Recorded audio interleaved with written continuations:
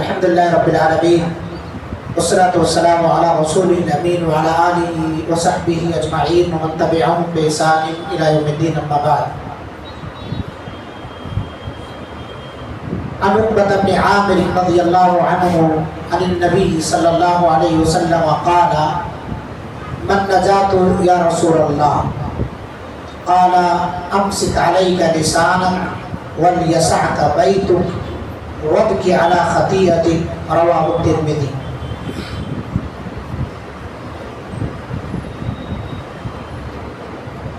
حضرت عقبہ بن عامر رضی اللہ عنہ سے روایت ہے، رسول اللہ صلی اللہ علیہ وسلم سے انہوں نے سوال کیا: اے اللہ کے رسول صلی اللہ علیہ وسلم، نجات کن چیزوں میں، یعنی کون سی چیزیں ہم اختیار کریں جس میں ہم کامیاب ہو جائیں؟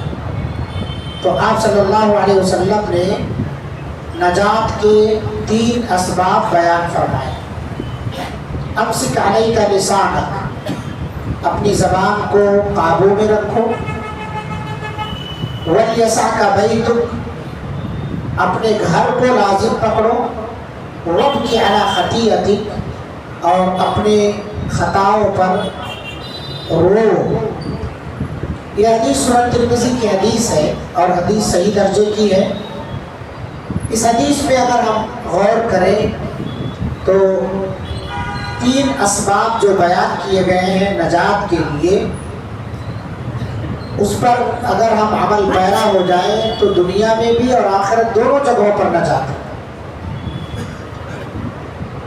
پہلا جو سبب اللہ کے رسول صلی اللہ علیہ وسلم نے بیان فرمایا، امسک علیک لسانک، اور اس سے پہلے صحابہ کرام کے سوال کرنے کا انداز دیکھیے کتنا بہتر۔ کیا چیزیں پوچھتے ہیں؟ وہ علم سوالات نہیں کیا کرتے تھے اللہ کے رسول صلی اللہ علیہ وسلم سے، بیجا سوال کر کے، فضول سوال کر کے نبی صلی اللہ علیہ وسلم کا وقت نہیں خراب کرتے تھے، قیمتی سوالات ہوا کرتے تھے۔ من نجات یا رسول اللہ، نجات کس میں ہے اللہ کے رسول صلی اللہ علیہ وسلم؟ تو آپ صلی اللہ علیہ وسلم نے جو پہلا نسخہ بیان فرمایا، امسک علیک لسانک، اپنی زبان کو قابو میں رکھو، کنٹرول میں رکھو اپنی زبان کو۔ میرے بھائیوں، زبان انسان کے جسم میں ایسا حصہ ہے کہ اسی زبان کے ذریعے سے انسان کلمہ پڑھ کر کے اسلام میں بھی داخل ہوتا ہے اور اسی زبان سے کلمہ کا انکار کر کے کافر بھی بن جاتا ہے۔ اسی زبان کے ذریعے انسان اچھی باتیں کہہ کے دوسرے کے دلوں پر راج کرتا ہے، اور اسی زبان کے ذریعے انسان دوسرے لوگوں کی غیبت، چغلی، برائیاں بیان کر کے دنیا میں بھی اور آخرت دونوں جگہ پر ذلیل اور رسوا ہوتا ہے۔ اسی زبان سے سچ بول کر کے وہ اللہ تعالیٰ کے نزدیک اپنے آپ کو صدیق لکھواتا ہے، اور اسی زبان سے جھوٹ بول کر کے اپنے آپ کو اللہ تعالیٰ کے نزدیک کذاب، جھوٹا لکھواتا ہے۔ تو یہی زبان ہے جس کے صحیح استعمال کی وجہ سے ہمارے لیے نجات ہے، اور غلط استعمال کی وجہ سے ہم ناکام اور نامراد بھی ہو سکتے ہیں۔ اسی لیے کسی نے کہا، زبان شیریں تو ملک گیری، زبان میں مٹھاس ہے آپ کے تو حکومت آپ کی، اور زبان میں ترشی ہے تو ہر آدمی آپ سے نفرت کرے گا۔ اللہ کے رسول صلی اللہ علیہ وسلم کے بارے میں آتا ہے کہ آپ صلی اللہ علیہ وسلم نہ تو بیہودہ گفتگو کرنے والے تھے، یعنی فحش گو نہیں تھے، اس زبان سے بد زبانی نہیں کرتے تھے آپ صلی اللہ علیہ وسلم کسی سے بھی، ہر ایک سے اچھے اخلاق کے ساتھ پیش آیا کرتے تھے، اور نہ آپ صلی اللہ علیہ وسلم سخت اور مجد مزاج کے تھے۔ آپ صلی اللہ علیہ وسلم نرم خو تھے، اتنے نرم تھے کہ ایک چھوٹا سا بچہ آپ کی انگلی پکڑ کر کے پورے مدینہ کی گلی لے کے آپ کو گھومنا چاہے تو آرام سے گھوم لیتا۔ یہ اخلاق تھے اللہ کے رسول صلی اللہ علیہ وسلم۔ اسی لیے اللہ تعالیٰ نے قرآن مجید میں فرمایا، فَبِمَا رَحْمَةٍ مِّنَ اللَّهِ لِنْتَ لَهُمْ، اللہ تعالیٰ کی فضل و رحمت سے آپ کے اندر اللہ تعالیٰ نے نرمی پیدا فرمائی۔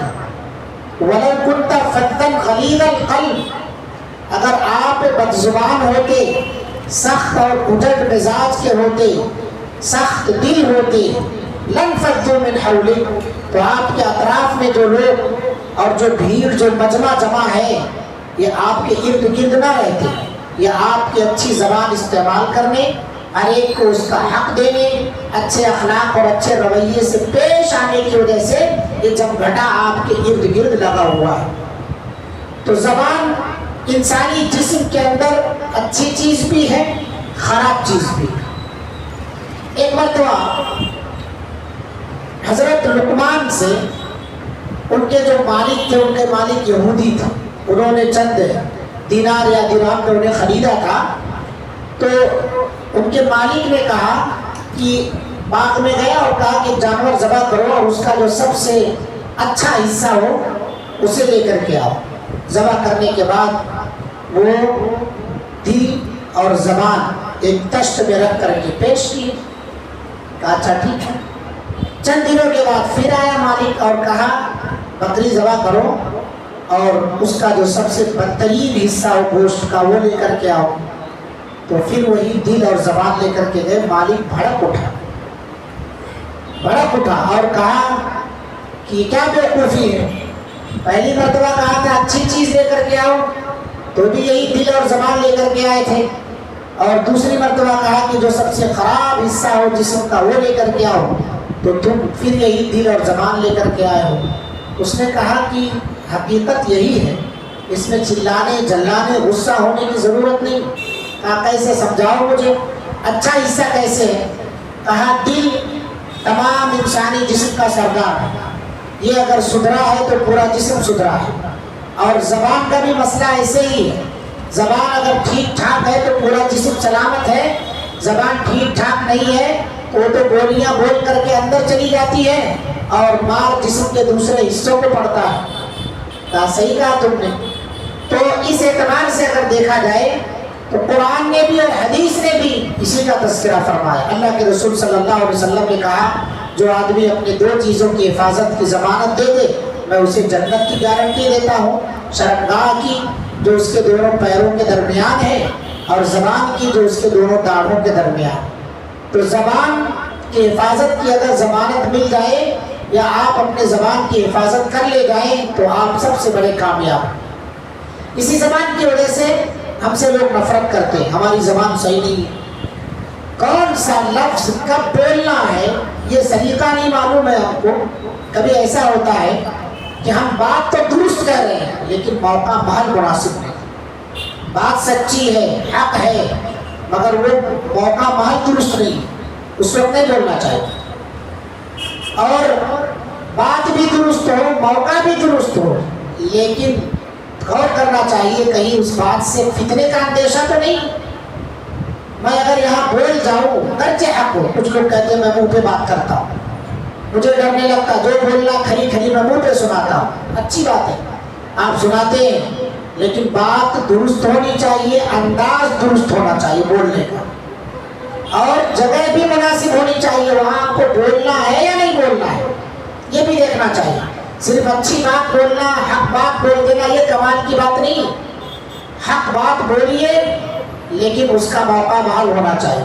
اب کہیں جنازہ ہو اور آپ نکاح کے خطبے کی تقریر کریں، بات تو صحیح ہے لیکن موقع درست نہیں، اور کہیں نکاح کا خطبہ ہو وہاں نماز جنازہ کا طریقہ سکھانے لگے آپ تو خوشی ان کی بھنگ کر دی تو یہ موقع بھی درست نہیں ہے نا، بات درست ہے۔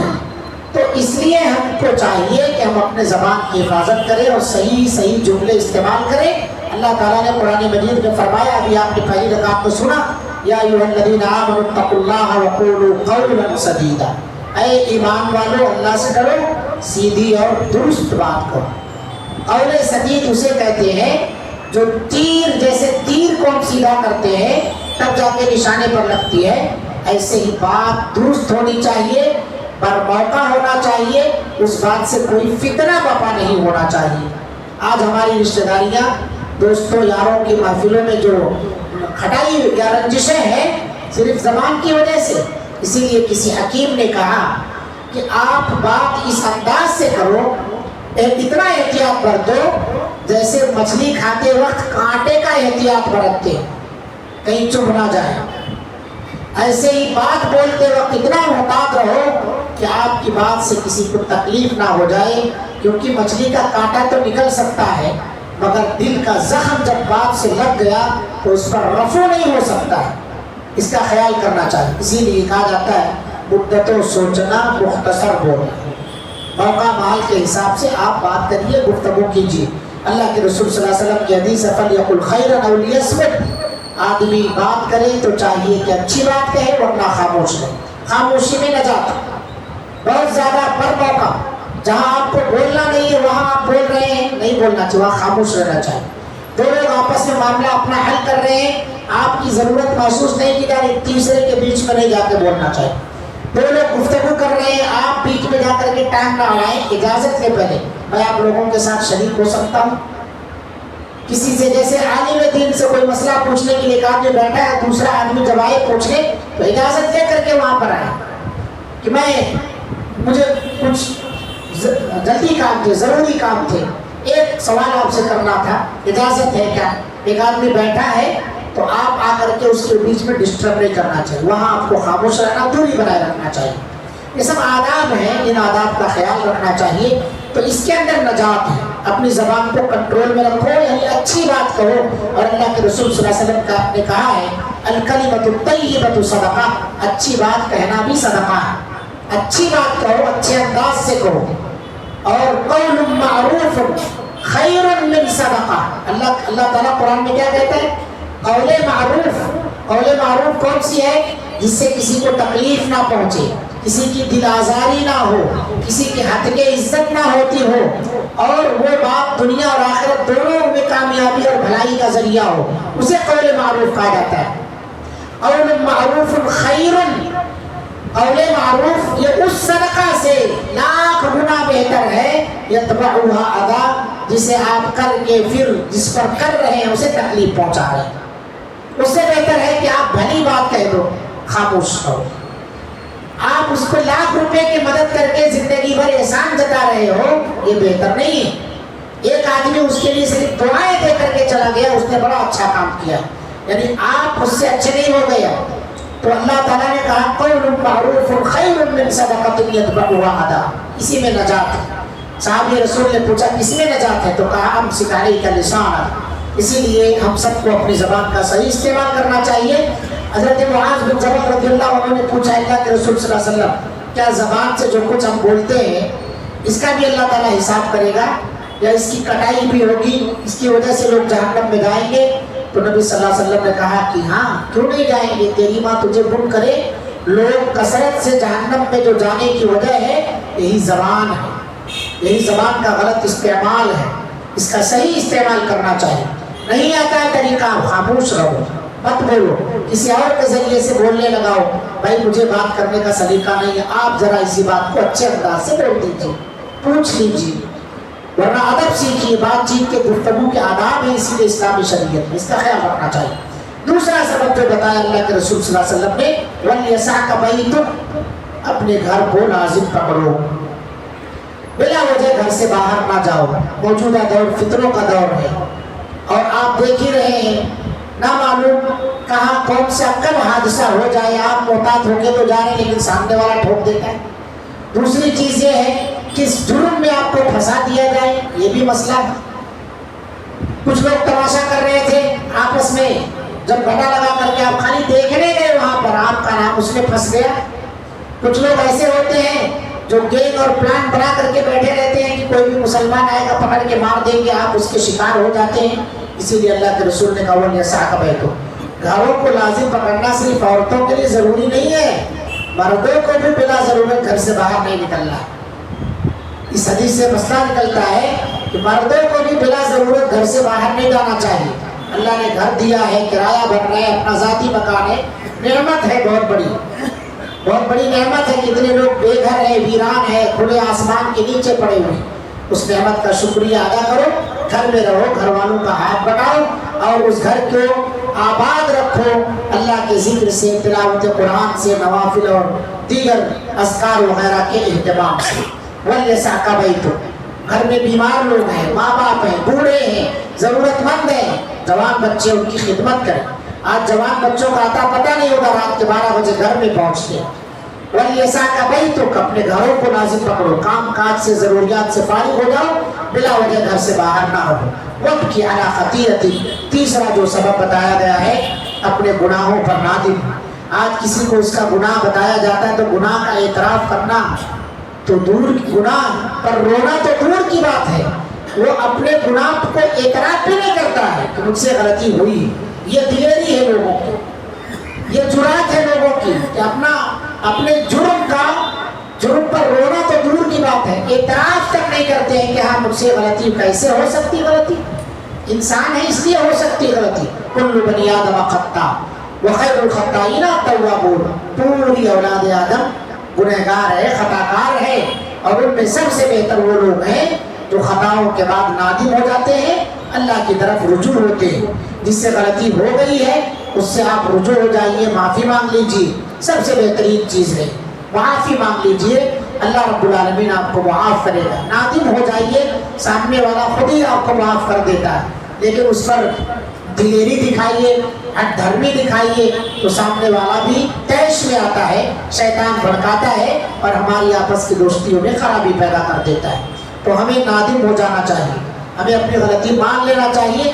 سب سے عقل مند اسی کو کہا گیا ہے جو اپنی غلطی تسلیم کر لے، یہ سب سے عقل مند اور سب سے اچھا انسان ہے جو اپنی غلطی کو مان لیتا ہے۔ لہٰذا یہ 3 اسباب اللہ کے رسول صلی اللہ علیہ وسلم نے بیان فرمائے ہیں، ہمیں اپنے گناہوں پر رونا چاہیے۔ اللہ کے رسول صلی اللہ علیہ وسلم کی حدیث جو ہے کہ جو آنکھ اللہ کے ڈر سے روتی ہے اس کے اوپر جہنم کی آگ حرام ہے۔